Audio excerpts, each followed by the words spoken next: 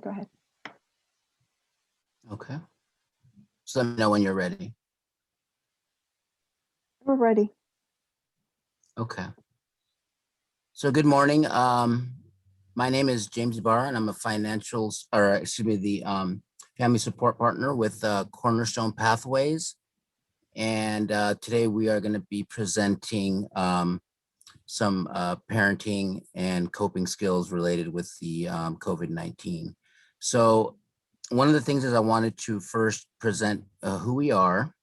And basically what Cornerstone Pathways is a provider of mental health services, and we offer a wide variety of programs, across the country. Cornerstone focuses in the mid-city community, and we partner with approximately 14 schools in the area. And what we provide is anything from psychiatric services to mental health services. We have individual and family along with group therapy services. Crisis intervention is also part of what we do. And also we focus on dual recovery services. The other part is parenting education and support. I feel like that's a really important piece. And so we provide that to the parents of our clients, which by the way is we serve clients ages 5 through 21. And so that could be from referrals from our partner schools, or it could also be from just within the community as well. And we also provide community resource linkage. So that could be any extracurricular activities perhaps that we can link up our clients to, or if they need like assistance with getting resources, so that could be part of our case management needs that we also provide to our clients. The requirements are that you have Medi-Cal or no insurance. And so then that way if there's like a private insurance, then we recommend that then they go through their provider. We are bilingual and our staff is bicultural, so we offer that. And our services right now are mostly through telehealth. We do offer in-person visits at the office or out in the community if they are at high risk until we get this resolved as far as the pandemic goes. Right now it's strictly that. Previously we did have in-home support, and also we would go to schools and offer services there. That may return or not, we don't know yet, but as of now we're just strictly through telehealth. And we have flexible hours, so we may, if there's like a after hours service that is needed due to schedules, families are always challenged by that, we can definitely offer that as well. And we have 24-hour availability. So that is the overview of the Cornerstone program. So I will turn it over to Katie Jordan so she can introduce herself. Hi, my name is Katie Jordan. I'm one of the MSW intern therapists at Cornerstone. I've been with Cornerstone for just the school year, so I'm happy to be here for what I am. I wanted to kind of go over some just brief distance learning strategies. I know many of you parents have been in this for a long time, and I'm not trying to tell you things you already know, but I'm hopeful that maybe a tip or two that is mentioned here you can implement and make it even better for your child or children as you are, managing this distance learning environment. So one thing is to have a dedicated space for learning. So if your child can have his or her own area, maybe they can have some say in decorating it or setting it up. And that way they can like compartmentalize, like, okay, this is where I focus and do school. And like the rest of the place, well, all my toys, and that's where I get to have fun. So distance learning space is helpful, as well as organization. So if that direct area can be organized, that's great. But if not, it's really important to teach our kids how to break down big tasks into smaller tasks. So for a kid to hear that there's so many different classes and assignments, that can be really overwhelming and lead to just people not wanting to try. But if you can like help your child to break these tasks down into smaller tasks, it's much more manageable. can utilize planners or to-do lists or all sorts of different ways to teach that skill. It's going to go with them for the rest of their life. This isn't just for something they can use right now, but it's going to be a skill that they can continue to use. On the same track, having a schedule is super important. People do best with schedules, and holding kids accountable to the schedule is really important. I know it's hard as you might be working as well, but as best you can to hold the student accountable to the schedule. It'll really go a long way. And we'll talk about using incentives later. So that's something coming up. And finally, take breaks, especially as you schedule, like schedule in breaks. It's really hard for anyone to sit down and stare at a screen or, do work for a long period of time. So, so for someone to know like, okay, like I have an hour of this, but then I have 30 minutes of a break. I can do whatever I want. That always helps with like motivation and getting through.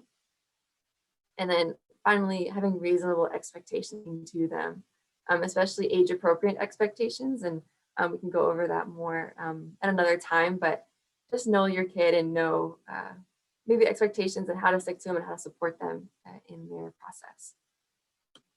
Okay, so back to you, James, for emotional support. Sure. Thanks, Katie. So yeah, emotional support is a really big thing for a parent to have with their child or teen, especially nowadays with everything that's been going on. So we want to make sure that we take their concerns seriously, and so very important to validate their feelings. I mean, they're always looking, to have that happen, and oftentimes, as parents, sometimes that's forgotten. And so we have to make sure that we provide that space for them, because that supports their well-being. So we want to make sure that we give detailed praise, which is,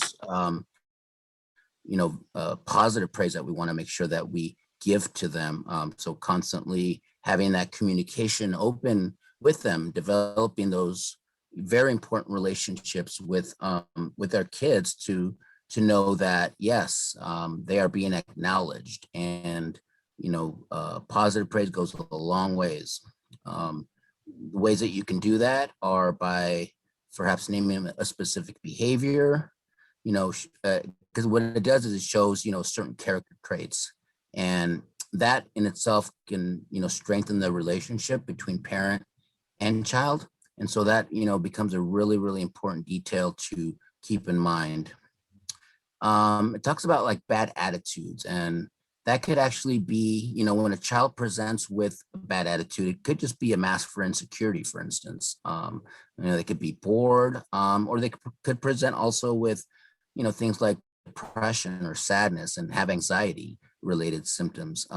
So it's really important as a parent to know that, because a kid may be, acting out and presenting with undesirable behaviors, that, something else could be going on with them. And they may just be seeking like attention. Oftentimes it manifests into like negative attention seeking. So we want to make sure that if that is happening, okay, let's address that issue. Maybe they're seeking approval from a parent. So we want to make sure and give them that time. And the way that we do that is by communicating with them. And, oftentimes kids, students, they want their parents to help them through it. They seek, like I said, that validation. So it's very important. And as parents, we want to make sure that we remain calm, and we provide that confidence. And we want to make sure that we don't take things personally, when we are parenting our children. We want to make sure that we model appropriate behaviors to them, and also make sure that, like I said, we stay calm, and we provide education, psychoeducation, and that could be through, one's own experience, for instance. So we want to make sure and do that. The other thing is we want to recognize and avoid recurring, conflicts. Oftentimes, arguments could lead to escalation, just simple things like that. And before you know it, we're going back and forth with them. So we want to try and avoid that as much as possible, because then that develops into just a commonality that happens. And it's just something that just, once again, manifests itself, and it's a recurring thing that is very undesirable at that point.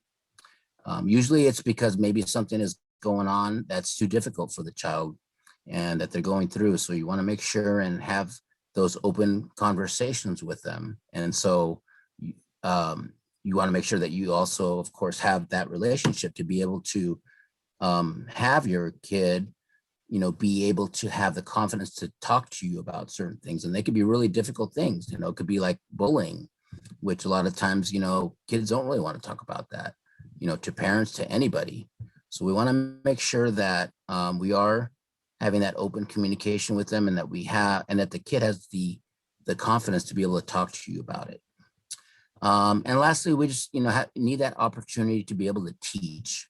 Once again, it's about, modeling, behaviors and, just things that will be fulfilling to our children, and they can, go out in the community and with their peers and other kids their age, adults, anybody that they're able to feel comfortable in being able to talk to them and carry out what is needed to be able to succeed in life. So that's emotional support. And now I'll throw it back to Kitty for our next segment. I love the throw it back. Sounds like a news anchor. Great. Thanks, James. So we just wanted to bring up this CBT triangle. CBT stands for cognitive behavioral therapy. You don't really know that, though. This is a tool that we like to bring up in our sessions and kind of teach our kids and our parents about. It's this theory that thoughts are going to influence feelings, and then feelings lead to action. So say something happens, a child has a really bad math test, maybe they fail it. They're going to have a thought about that. It could be, oh, better luck next time, it's okay. Or it could be something negative like, oh, I'm dumb. And then they might feel a certain way, like sad or embarrassed. That could lead to an action of maybe like acting out, not going to class next time, something like that. So what we see often is that we have thoughts and feelings that lead to actions, but only the action is addressed. And so for our parents out there, yes, actions do need to be addressed. And I credit you for holding them to those expectations you set. But just be mindful that there might be some thoughts and feelings going on behind the scene for your kid that is leading to these actions, especially when James was talking about the recurring arguments. There might be some negative feelings or maladaptive thoughts in there that your kid is holding to. So again, communication is huge. I'm not saying you need to, get super deep into everything and like uncover all these deep truths that your kid is, feeling and dealing with, but just to kind of recognize that if it's a similar action, again, over and over, like maybe there is some feelings and thoughts there that you can kind of communicate and talk about, and you can even model, like, sometimes when I have a bad math test, or when I was a student, like I might have felt like this, but you can kind of give the skills of like how to work through that, because like you're the one modeling and teaching, and you're the best person they can learn from. So just be aware of this triangle and keep it in the back of your head, and just know that it is pretty powerful to work on the feelings and the thoughts behind the actions as well. All you, James. Okay, thank you for that. And so yeah, our next thing is regarding just tips. So that could be strategies and just other interventions that we can use. It's really one thing that I find really useful is movement and humor. I'm a big proponent of humor. I feel like that gets children to feel comfortable and relaxed and open to more communication. So and then once again, communicate. Can't stress that enough. So important to develop that relationship with your child so that they'll be more open with you.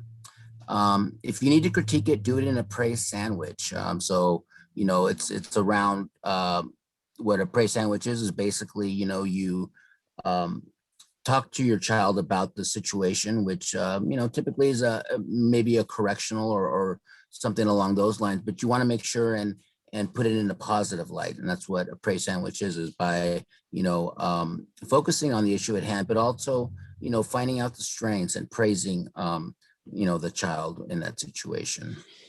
And very important to begin the day by checking in and also ending the day as well. And that once again develops those relationships that are so important that sometimes are lacking in today's family dynamic. So we want to make sure and just even if it's just for a brief period of time. It doesn't have to be very long. It could be, 10, 15 minutes, even less. It depends on, the quality of the conversation. And that can just involve, like how your day went, what went on in your day? What do you plan on doing? If it's at the beginning of the day, for instance. And I think that will evoke a lot of conversations that will be very productive, and the child will be more apt to opening up with the parent. Of course, the other thing is, promoting safe connection with friends and family. Security, obviously, and safety is, one of the most important things. And so we want to make sure that, the child has that, and, focusing on that and putting it at the very most forefront if we can. That is certainly a necessity, and always bringing that up, checking in, with your child, be, once again, if you have a really good relationship with them, they're more apt to open up, so if something is going on that, God forbid, it's abuse or something along those lines, that they'll be tell you about what's going on.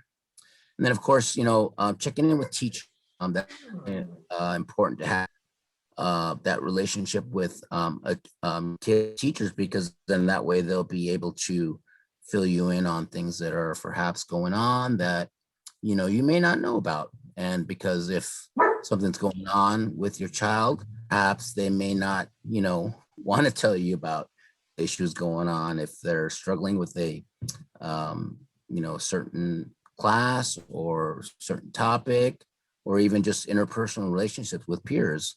If you have that open relationship with the teacher, they'll be able to talk about it and hopefully come to a resolution.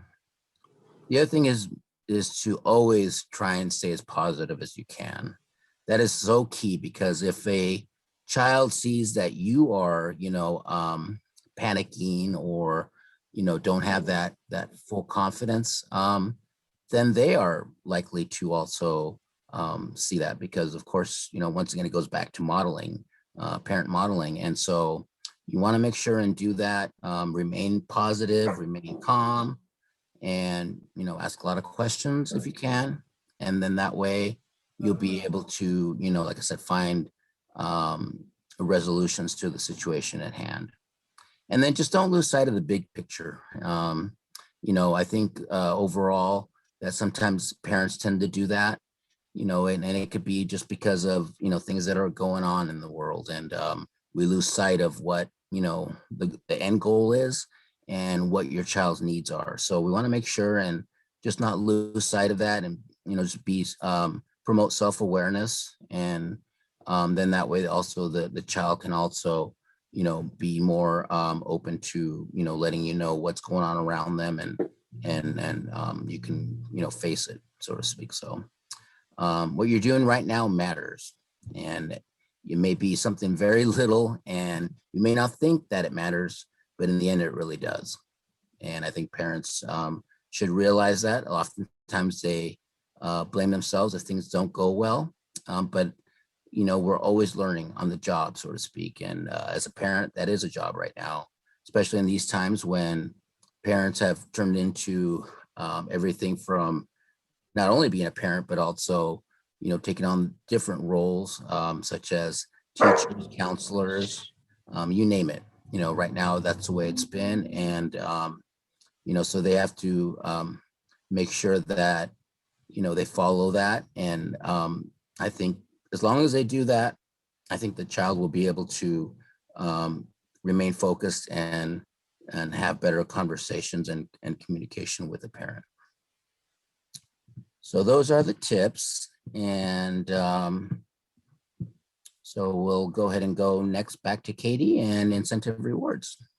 Yeah, just to, we're wrapping up, but I just want to bring up this idea of incentive and rewards. I've heard some parents express maybe nervousness about this concept, that like, oh, I don't want to bribe my kid to do something. And I understand that, but at the same time, considering you're going to rightly discipline them for a negative action, it's good to also encourage, positive actions as much as you can. And incentives are a great way to do that. So if you can create a chart of some sort where students can earn points towards a desired prize, that really helps motivate kids to do whatever it is. These prizes and points can be totally tailored to your individual kid. So if your child is struggling with attending class, for example, maybe he gets points for, every class that he attends fully.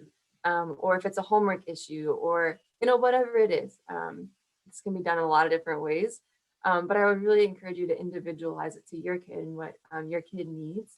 Um, Points maybe can be saved up for something big that your kid really wants. Or maybe they can be cashed out early for smaller prizes. And prizes don't always have to be on this big thing. It can be a special meal. If your kid loves when you make your special whatever, spaghetti and meatballs, maybe, maybe if you could say like, all right, you get this many points, like I'll make that for you on this day. It could be, maybe meals at McDonald's too, something like that. It could be video game time, be some kind of desired activity. If your child has been begging to go to the beach or to a park or something, okay, like let's sort of talk about how many points that's going to take and when you can earn those. Maybe some kind of physical gift if your child really likes a certain toy or a little toy car or something. That could be something they can save up for, or you can even do like they can earn up to $5 to a certain store, and then as you go to the store with your child, you can talk about budgeting. Okay, you have $5. What can you buy? Like there's a lot of different learning opportunities you can make through this. But those incentives to earn points are really going to help your child stay motivated. And if you do decide to institute some sort of system like this, make sure to monitor progress. It's one thing to have someone say that they're going to do something, and then if they totally forget about it, that child just feels so like, oh, this is pointless and like beaten down and not important if they're forgotten about. So monitoring progress is huge. Also, sometimes it's really important to focus rewards on effort and not necessarily results. So as you're monitoring the progress and you notice that, oh wow, like my kid didn't actually get his entire thing of homework done, but I saw him work steadily for a good amount of time. Like that's something you can reward still. You're noticing the effort, and you can help them get the results, differently if they are struggling a lot. Okay, I see you're working hard on this. I see that. And like you didn't necessarily finish the whole assignment, but we worked on it together, and we're gonna, teamwork this, and it'll help you even see like where your kid is struggling, where they need more support. And then occasionally giving surprise rewards just keeps everyone excited and happy, and just also shows your kid that like you see them, this is a struggle, and it's not easy what they're going through. So surprise rewards just, help the kid to feel pretty happy in the moment too. So um, all those is what we have for now. So um, we would just thank you for your time. And James, if you have anything else you want to add? No, at this time, this is when we would field questions. So if anybody